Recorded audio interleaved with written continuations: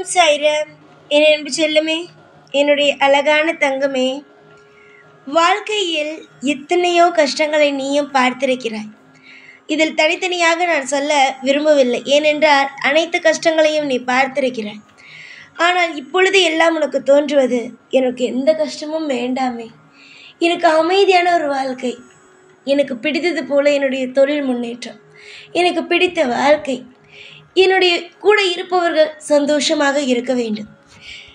இப்படி எல்லாம் இருந்தாலே நான் வாழ்க்கையில் சந்தோஷமாகி விடுவேனே. எனக்கு நான் அதிகமாக எதுவும் கேட்கவில்லையே.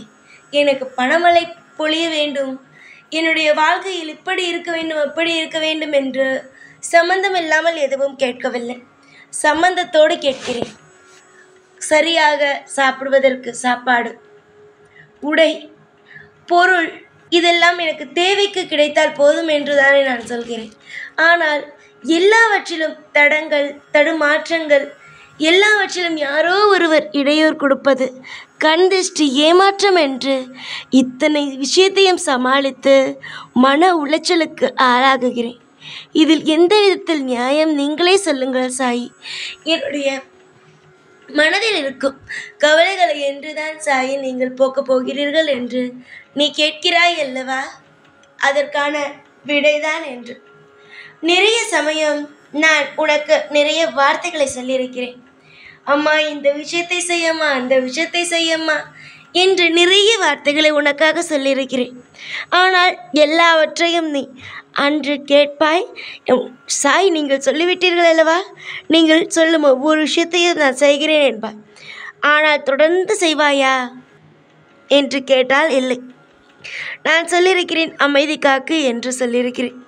ஆனால் நீ அமைதி காப்பாயா? அமைதியாகவே இல்லை. அவசரம். என்னிடம் திரும்பி கேட்பாய், எத்தனை காலம் பொறுத்திருக்க வேண்டும், இன்னும் அவசரம் என்கின்றீர்கள் என்று. அவசரம் என்பது நீ நிறைய விஷயத்தில் பார்த்திருக்கிறேன். இன்று ஒரு விஷயம் நடந்தது என்றால் நாளையே அது நடக்க வேண்டும் என்று நினைப்பார். அந்த மாதிரியான நிறைய விஷயங்கள் செய்து வாழ்க்கையில் தோற்று போயிருக்கிறாய். நிறைய நேரத்தில் மன உளைச்சலுக்கு இதனாலேயே நீ ஆளாயிருக்கிறாய். அதெல்லாம் விடு. அந்த விஷயத்தை எல்லாம், மன உளைச்சல் அடையும் விஷயத்தை எல்லாம் விடு. அவசரப்படாமல் இரு. உன்னுடைய ஏக்கங்களை குறைத்து உன்னுடைய வாழ்க்கையில் எதெல்லாம் நடக்க வேண்டும் என்று நினைக்கிறாயோ அது எல்லாவற்றையும் நான் நடத்தி வைக்கிறேன். எனக்கு ஒரு விஷயம் பிடிக்கவில்லை, அந்த விஷயத்தை மட்டும் தயவு செய்து நீ நிப்பாட்டிக் கொள்வாயா? இப்பொழுது எல்லாம் ஒரு நபரோடு நீ அதிகமாக பேசுகிறாய். அதுவும் அவர் முன்பெல்லாம் உன் கூட இருந்தவர் அல்ல, சமீப காலமாக வந்த ஒரு ஆள்தான். அந்த ஆளோடு நீ அதிகமாக பேசுகிறாய்.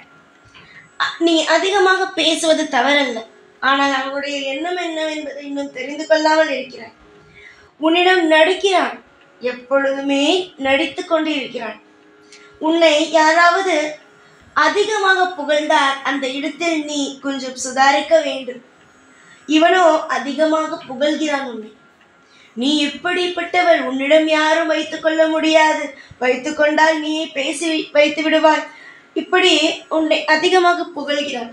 அதிகமாக புகழ்பவனை அது ஆணோ பெண்ணோ நம்பக்கூடாது. ஏனென்றால் புகழ்ந்து புகழ்ந்து தேவையில்லாத விஷயத்தில் அவர்கள் தேவையில்லாத விஷயங்களை செய்வார்கள். அது உன் கண்ணை மறக்க வேண்டும் என்பதற்காகத்தான் இந்த மாதிரியான புகழ்ச்சி எல்லாமே. அதனால் யார் ஒருவன் உன்னை அதிகமாக புகழ்கிறானோ தயவு செய்து அவனை நம்பாதே. அவன் கடைசி நேரத்தில் உன்னை ஏமாற்றி விடுவான். புகழ்பவனை நம்பக்கூடாது. சொல்லலாம், நீங்கள் செய்யும் உணவு நன்றாக இருக்கிறது என்று. அதுவே நீ செய்யும் உணவு போலவே இருக்காது. நீதான் இந்த உலகத்திலேயே நான் சாப்பிட்ட உணவிலேயே அழகாக செய்திருக்கிறாய், அருமையாக செய்திருக்கிறாய் என்றால் அது அளவுக்கு மீறி ஏதோ ஒரு காரியத்தில் உனக்கு அவன் ஏதோ ஒரு தீங்கு செய்ய போகிறான். அதனால்தான் அவன் அது மாதிரி எல்லாம் பேசுகிறான். அவன் செய்ய போக தீங்கை நீ சந்தேகமே படக்கூடாது என்பதற்காக. இப்பொழுது நான் சொன்ன அடையாளத்தை எல்லாம் வைத்து நீ முடிவு செய்திருப்பாய் யார் என்று. அந்த நபர் உன்னோடு பேசிக்கொண்டே உன்னுடைய வாழ்க்கையை கெடுக்க வேண்டும் என்று நினைக்கிறார். உன் மீது அவருக்கு நல்ல எண்ணங்கள் இல்லை. அவர் பார்க்கும் பார்வை சரியில்லை.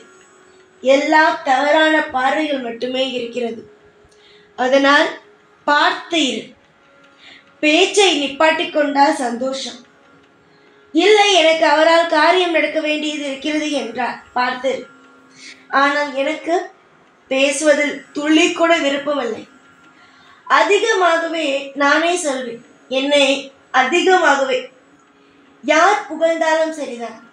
எனக்கு எப்பொழுதும் ஏன் புகழ்கிறீர்கள்? என்னுடைய கடமையை செய்கிறேன். ஒரு பிள்ளையோடு நான் இருக்க வேண்டும், ஒரு பிள்ளைக்கு அதிகமான நல்லது செய்ய வேண்டும் என்று நான் நினைத்தேன். நானால் செய்வேன். அதனால் நீ அதிகமாக புகழ்ந்தாலும் நான் செய்ய மாட்டேன். கவியாக நீ புகழவே இல்லை என்றாலும் செய்ய மாட்டேன். என்னுடைய மனதுக்கு செய்ய வேண்டும் என்றால் செய்வேன். இல்லை, இப்பொழுது செய்யக்கூடாது, இது சரியான நேரம் இல்லை என்றால் நான் செய்ய மாட்டேன். யாருக்காகவும் என்னுடைய முடிவை மாற்றிக்கொள்ள மாட்டேன்.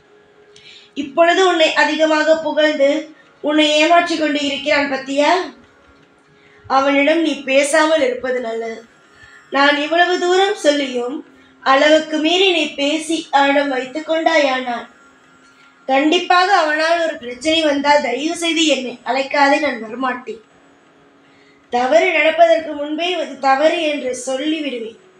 அதை கேட்டால் மட்டுமே அவர்களுக்கு உதவி செய்வேன். சாய் சொல்வதா? அதெல்லாம் நடக்காது, அதெல்லாம் அவர் இப்படி செய்ய மாட்டார், அப்படி செய்ய மாட்டார் என்று நினைத்தால் கஷ்டப்படும் பொழுது அனுபவிக்க வேண்டியது உங்கள் கையில் தான் இருக்கிறது. காப்பாற்ற முடியும்.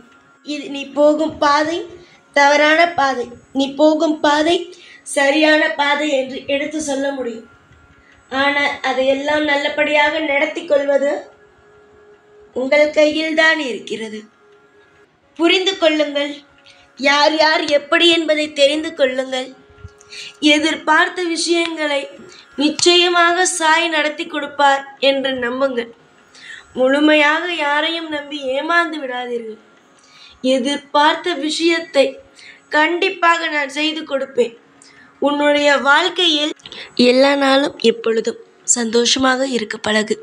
உன்னுடைய வாழ்க்கையில் காலம் முழுவதும் என்னுடைய ஆசீர்வாதமும் அனுகிரகமும் என்றுமே இருக்கும். யார் எது சொன்னாலும் காதில் வாங்காதே. யார் எது சொன்னாலும் அதை நினைத்து மன வருத்தம் அடையாதே. நான் இருக்கும் பொழுது நீ சிரித்து கொண்டு சந்தோஷமாகத்தான் இருக்க வேண்டும். எதையும் யாரிடமும் தப்பாக பேசி அதன் மூலமாக தேவையில்லாத சண்டைகளை போட்டுக்கொள்ளவும் வேண்டாம். உன்னுடைய குடும்பத்தை பார், உன்னுடைய வாழ்க்கையை பார். உனக்காக நான் எல்லாமே தருவேன். நம்பிக்கையோடு இருங்கள். எல்லாம் நல்லதே நடக்கும். ஓம் சாய்ராம்.